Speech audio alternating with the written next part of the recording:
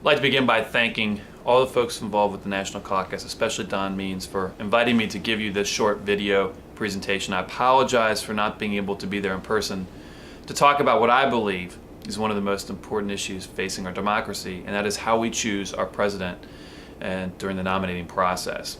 For years, the National Association of Secretary of States has been talking about a plan that we call the Rotating Regional Primary Plan. For the past couple of years, I've been one of the co-chairs of the subcommittee that looks at this effort. Basically, when you look at this situation, there are three questions you need to ask when you look at the nominating process. The first is there a problem? The second is, how do we solve the problem? And third is, how do we implement that particular solution? We all agree, probably because of our attendance and our comments, that there is a problem with the nominating process. Too many of the primaries and caucuses are front-loaded. So on Super Tuesday, for example, almost half the delegates were selected. And for the Republican Party, the nomination was essentially over before it even started. We also have a lot of states that are leapfrogging up until the very last minute. This makes it very difficult and frankly unfair for the presidential candidates to plan a very difficult undertaking, running for president. We have a process that disenfranchises a lot of voters all across the country.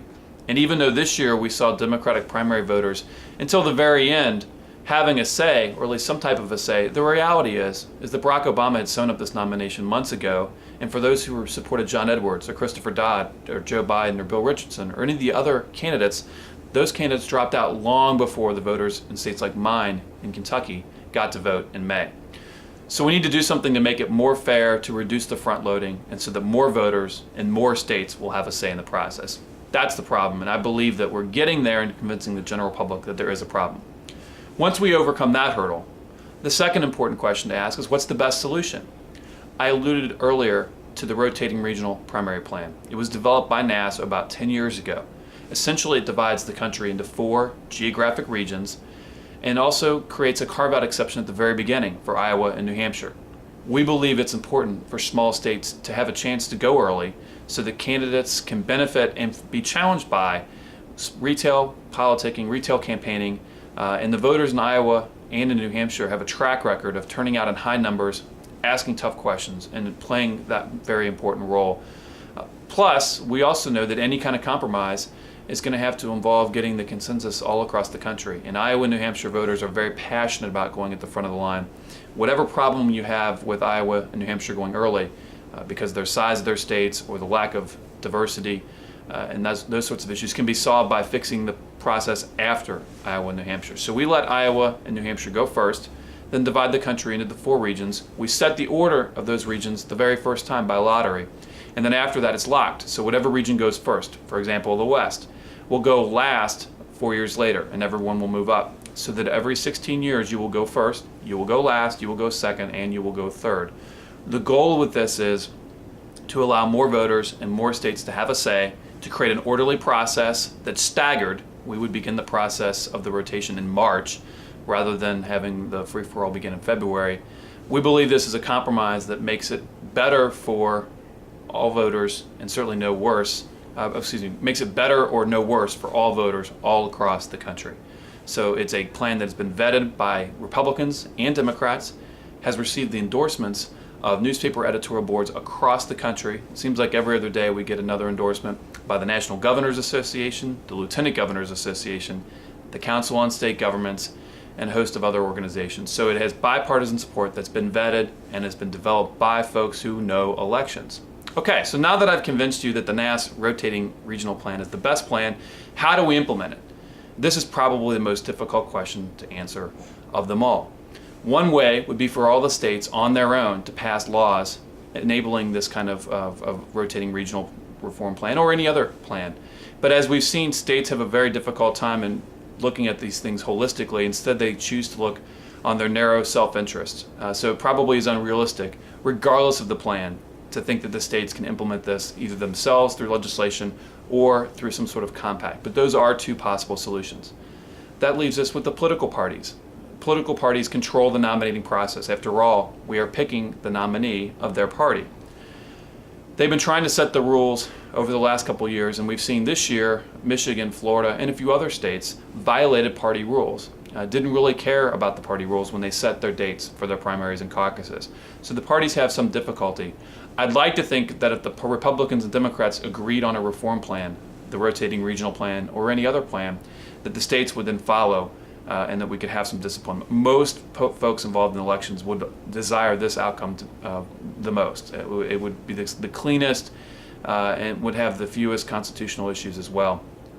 So that's a possibility, but as we've seen, it's difficult and it's probably not likely. The last possible step would be congressional action. There is some constitutional questions about whether Congress can set a calendar like the rotating regional plan or anything else. So that'll have to be settled, although there is consensus that if Congress attached money to it, in other words, help pay for those elections, that is probably constitutional. And states have shown that they will do things in exchange for money, such as passing speed limit laws or mandatory seatbelt laws, those sorts of things. So that's a possibility. Congress could also just try to do it on its own and hope for the best with the Constitution. And then finally, they could pass a constitutional amendment, which would require the states and Congress to act just like any other amendment. All of those implementation options are extremely, extremely difficult. And that's why it's important that we get enough buy-in on the first question, that there's a problem, and the second question, that there's a good solution. NASA's official position is that we should try to work through the parties in the states and not work through Congress. On a personal level, I believe that ultimately Congress is going to have to be the venue for any kind of solution. Now, the Ohio plan recently was adopted by the Rules Committee, and it's going to be taken to the full convention in September.